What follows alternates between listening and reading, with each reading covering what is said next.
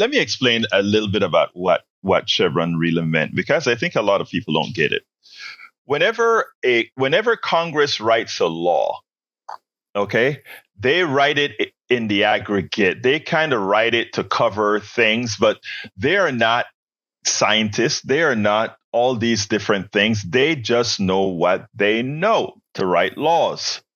And then we have agencies that are populated with educated scientists, engineers, lawyers, and otherwise that turn the intent of Congress into laws based on their knowledge of science, math, and otherwise to ensure that you, the people, are protected. Well, corporations don't like for you to tell them what to do. If they find a way to make a profit, even if it hurts you, their responsibility isn't to you.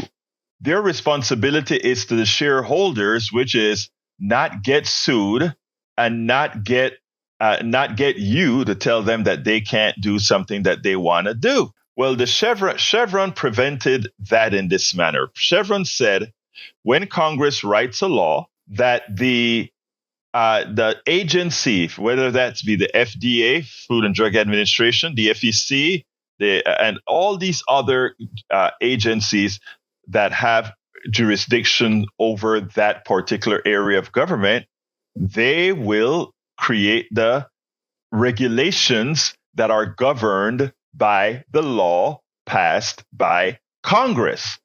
Now, if Congress says we want water to be clean, and they decide that clean water means having no MTBE in it, that's sort of an additive for gasoline that causes cancer, and they say the most parts per million you can have in MTBE is, I don't know, let's say 1 part per billion or something like that.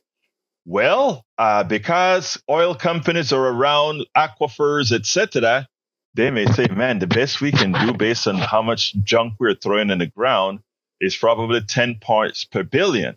Well, the congressional law didn't say you can have 10 parts per billion, which defines clean water.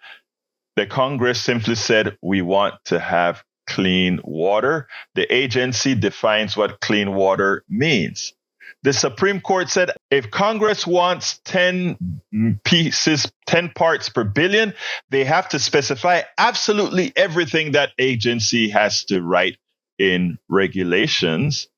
And if there is a dispute after the agency decides that 10 parts is too much, it's going to go to 1 part, and the company sues, the only authority to change that. In other words, it's no longer left to the discretion of the agency, the federal agency. Now, 9 Supreme Court justices, well, it's really going to be 6, decide if we are going to say that what the agency did is correct or not. And guess what that means?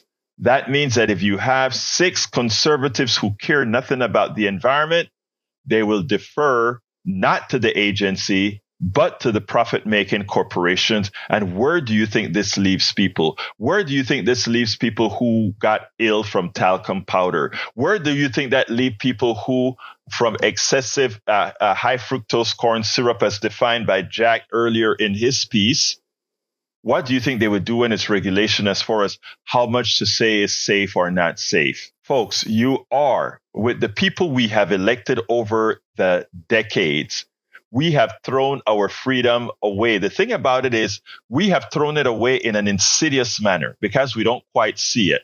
And before I forget here, looking at the screen, I want to tell Melanie Keelan from Barcelona, Spain, welcome to the chat. Look, let me tell you, what they have done with Chevron is the slow walk to Project 2025.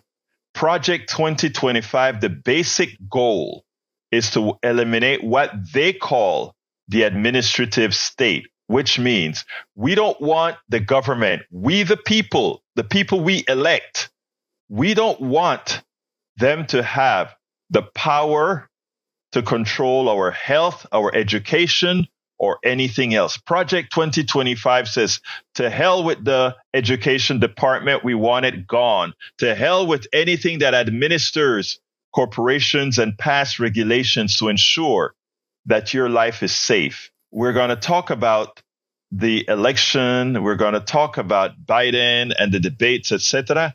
But remember, all of this ties in together. And that's why an election of Trump in 2024 is a clear and present danger. When you have, and I say this word and I mean this word, when you have a lying imbecile as your leader, all the people that surrounds him, which are a faction of those who support Project 2025, that gives them free access to do all. We spend a lot of time deconstructing the news, trying to parse it into a form that everybody can understand. We try to find those little nitpicks where it flies above the fray, etc.